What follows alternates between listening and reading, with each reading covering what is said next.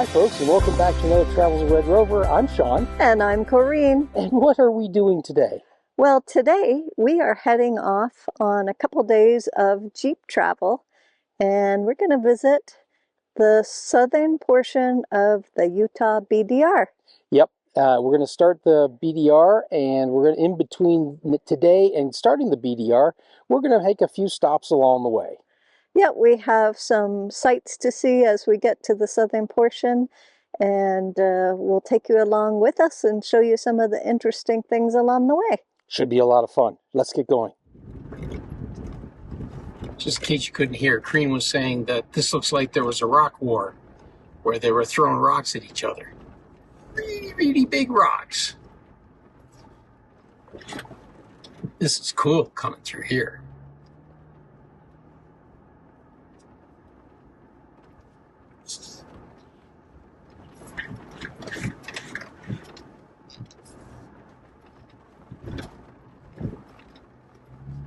Now we're coming out into an area that looks a whole lot like the Bentonite Hills. Maybe just a continuation of them? We're not that far away from them, really.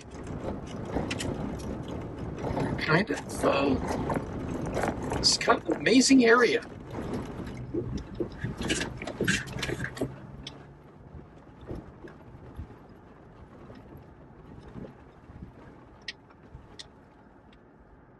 The Mars Research Facility is on state of Utah land, and it is a highly restricted area.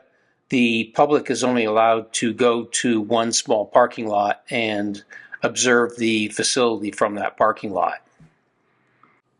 There was quite a bit of activity the day we visited, and we were surprised to see the number of cars in the employee parking lot. So they're quite busy right now. And I'm just turning into the parking lot that you're allowed to observe the facility from. It is clearly marked that you're not to enter and not proceed past this line of stones. But there is a little pathway going out to the right there that you can see the facility pretty clearly.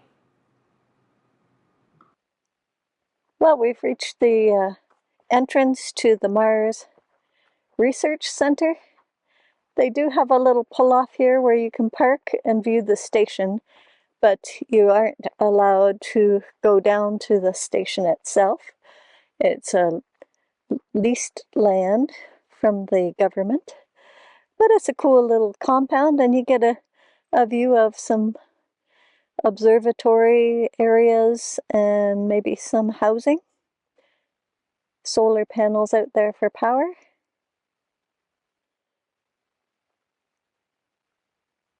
Shawn was saying that this is potentially a place where they come and try out the habitats that they're looking at building for Mars habitation. We knew that it was going to get windy in the afternoon, so we didn't stay too long at the Mars facility. We were going to go hunt for some camping near Natural Bridges National Monument. There's some areas surrounding that have some beautiful juniper and pine tree forests, and we thought that would make a great spot to camp. It took us a little while to find a spot, but we eventually did find a beautiful spot way off the main gravel road in this beautiful little parking spot among the trees. And it turned out that it was a really good idea because it did get windy later on that evening. I also thought I'd take an opportunity to show you a little bit more about how we set up our Harker camper. We've given some descriptions in the past and some videos in the past about the Harker camper, but we've never really shown us actually doing the setup. It takes us about a total of about 6 minutes from getting the ladder out to putting the top up to get the camper totally set up, which is more than an acceptable amount of time in my opinion. And as you can see right now, we're just working at taking off the back panel. I'm getting the keys out, and Corinne's going to try to undo the locks. Now the locks on the top, although they do work well and they do keep the top very secure, have gotten a little bit of dust in them, and Corinne's got to work the lock a little bit in order to get the key in and get the little device turned. And you can see her up there struggling with this right at the moment. It takes her a minute or two in order to get that key in, get the key to turn, and then have the little back piece pop off. Once Corinne finally gets the key to work, it's just a matter of turning the two top locks, and they open it up so that she can just easily lift it off. And you can tell here that it's not that heavy. She can easily pick it up and take it off, and then she hands it to me, and I set it on the ground beside the camper. Next step is to pop the two hinges that hold the top camper to the bottom camper so that it stays closed up. And then it's just a matter of giving that a bit of a shove, and you can see it comes right up all by itself on its pistons. And Corinne sort of slows it down so it doesn't slam against the hinge when it finally gets to the top. And at this point I come up and give her a hand so that we can take out the two tent side pieces. It's a little easier if the two of us do it. It's not absolutely necessary that both of us do it. And then we pop out the rest of the tent. And now you can tell that it is windy even down in our trees here as the sides of the tents try to flop off. Now, one of us will typically go down, if not both of us, and then we'll secure the two. There's two sets of straps. One set of straps goes around our cross member that's part of the skid system for the Jeep, and it just loops around that, and it goes on there pretty easily. What Corinne's doing right now is actually putting on the snaps on the side of the truck, and we've installed some industrial strength Velcro on the inside and on the edge of the camper in order to more securely hold the back tamper to the truck. And we're just getting those organized right now.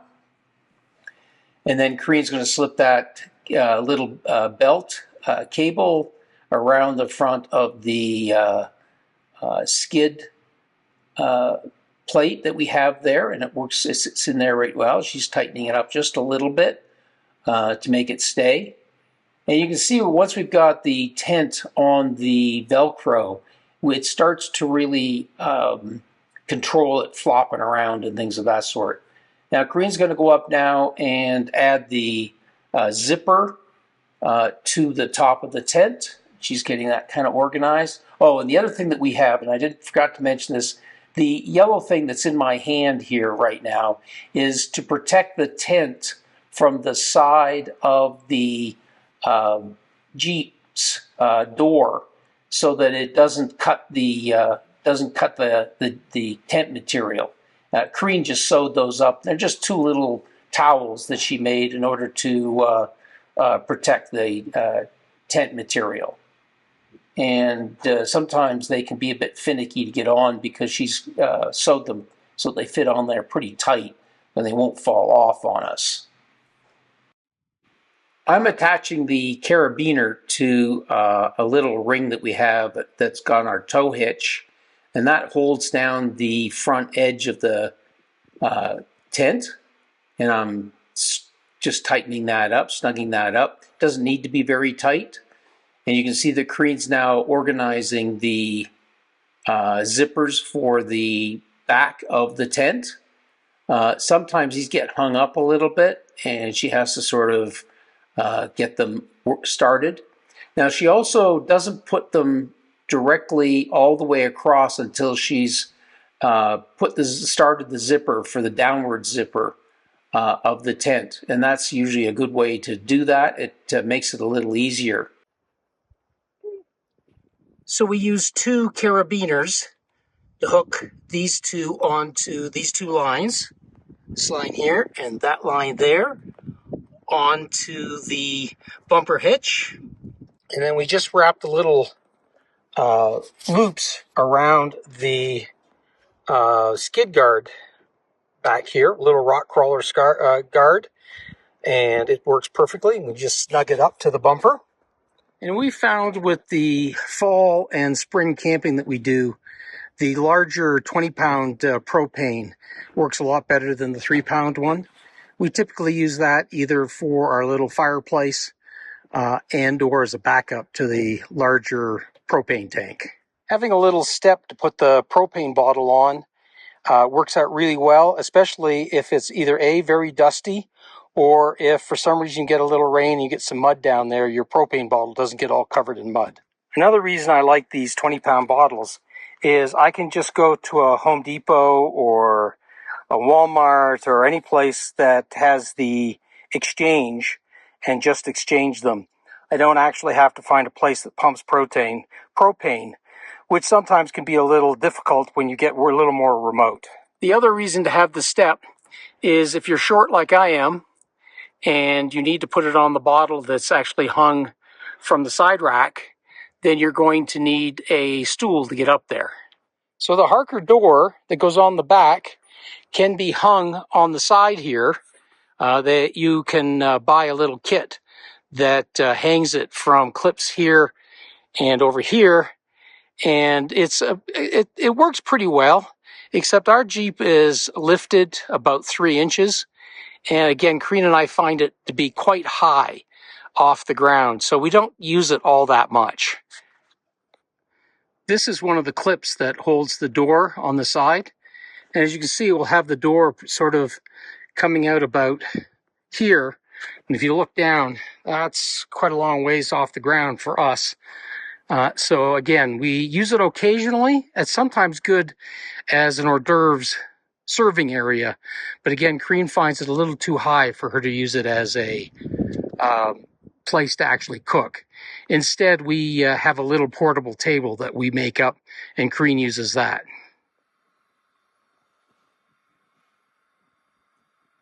Just got our fire can out and lit up for a little evening fire here in Bears Ears National Monument.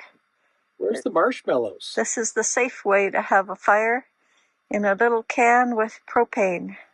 Well, it's the next morning, and Corinne is making pancakes for us. We had a good night's sleep in the truck last night. Virtually no wind until a little bit this morning, so that was terrific. And it looks like the first pancakes are coming off. She's actually sitting and enjoying her pancakes. With peanut butter. If you haven't tried it, you got to get it. Yeah, crunchy peanut butter, even better. And maple syrup, but only real maple syrup. And I've taken over cooking duties, which means the last pancake isn't going to be made nearly as well. But I'll give it my best shot. Well, we are all packed up and leaving our nice little dispersed camping spot that we had. It's not too far away from Natural Bridges National Monument. And had a great night here, nice and protected from the breeze. And played with some photography. It was a lot of fun. And we were out of the dust of the road. And out of the dust of the road. Yeah, we got one of the spots that are back in the trees a little bit because they just blast along this road.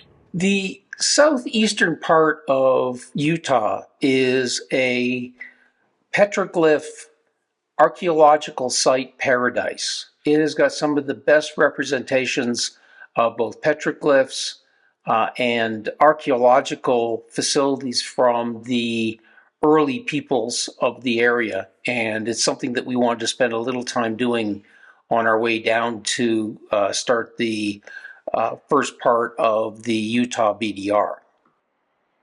We've come to a little lunch stop along the way. Made a nice little Caesar salad with chicken on it that I had pre-cooked the chicken. And it was a nice break in our drive today.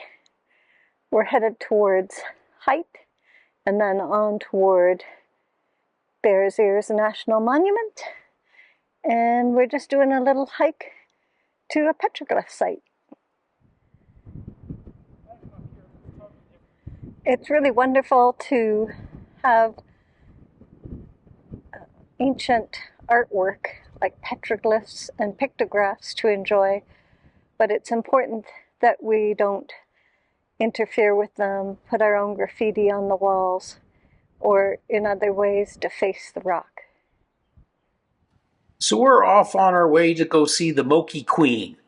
And one of the challenges to go see the Moki Queen is that you have to cross the river.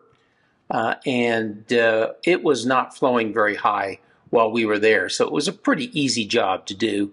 You see Corinne's across right now and sort of heading for the path up to see the Moki Queen.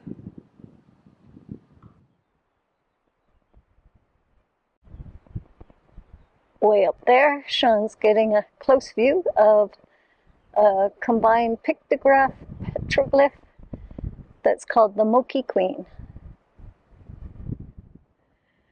Well, down below us is a big wide wash, sandy wash now, but probably has some water at certain times of the year. And then we came up by this big rock wall. It's huge. It's a cathedral. Cathedral. And then over there is the Moki Queen. I don't know what's beside her. It could be an animal or it could be some sort of Chair. vessel. Maybe a chair. Maybe a chair. That pictograph petroglyph is probably almost 3 feet tall. Hard to gauge it based on the size of the wall there. So we're on our way back from viewing the Moki Queen. Again, Corinne's got to cross this little river. Hope she doesn't fall in. And we're off to our next adventure. We have stopped close to the town of Bluff, which is in southeast Utah, not all the way to the south border, but quite far down. And we've come to a place called Sand Island. There's a campground here, but one of the features of Sand Island is a petroglyph panel that's easily accessible for most people without too much hiking. Shawn's headed up. They have it fenced off up there so that no one will deface the rock. And we're going to go up and get a closer look. We've climbed a short way up from where we were able to park by a sign that introduced the location and gave warnings. And up on this rock wall, you can see lots of petroglyphs that have been carved into the black desert varnish. Now, desert varnish is generated by bacteria on the walls of rocks. And as people chip away at the desert varnish, it reveals the lighter colored red rocks underneath, or the sandstone. So then you can get these images. This one has lots of pieces of art that are circles, animals. Looks like there's a man on a horse, some people walking, and squiggles. There's never been a really good interpretation of what these mean. The people who did them are long gone, and we've lost what the meanings are. Well, it is an absolutely beautiful day. I'm just sitting up here on a rock with the petroglyphs up behind me here, and they're beautiful. It's a very large panel. It's definitely worth the trip to come and see them. And it's actually really easy. It's literally 2 minutes off the highway. So it's an easy spot to find them. Normally I wouldn't be quite so clear about where they are, but this is a very well marked and very popular place. So we are by no means the first to be here, nor will we be the last. So you may be able to see the fence over there at the far left. And that's the end of the petroglyph panel. But it goes all the way this way, directly in front of me, and far to the right, till you reach this large white rock. That's the majority of the petroglyphs here. It's a big panel and some really interesting artwork made into it. Very much worth the stop. We're here in the morning, so the sun's more to our southeast, and it's very well lit right now. Well, we spent a little while there and really enjoyed the panel, but it's now time to head for the Utah BDR, and we'll have that video next week. So the last couple of days have been a lot of fun. We've been touring about, doing some nice camping, visited the Mars Research Center, saw some really terrific petroglyphs. Something I had that really, we've been by that place dozens of times and never stopped. So it was a lot of fun just stopping. So what else did I leave out? We did some light painting, which we might show a photo of our results if it If it came out okay. We're still experimenting with Yeah, that. we're not very good at it yet. It's one of those things that we're still learning how to do. So anyway, well, we sure hope you enjoyed this video. And if you did, please give it a thumbs up. And if you'd like to see more of our videos, please hit that subscribe button down below. We know lots of you have not subscribed, and we hope you'll join us for more videos on this channel. And as always, we love hearing from you, so don't hesitate to leave us a comment, a thought, or an idea down there in the comment section. Also, leaving comments really helps us out. It gets our video out further in terms of YouTube, and that always is helpful. And until next time, bye for now. Bye for now.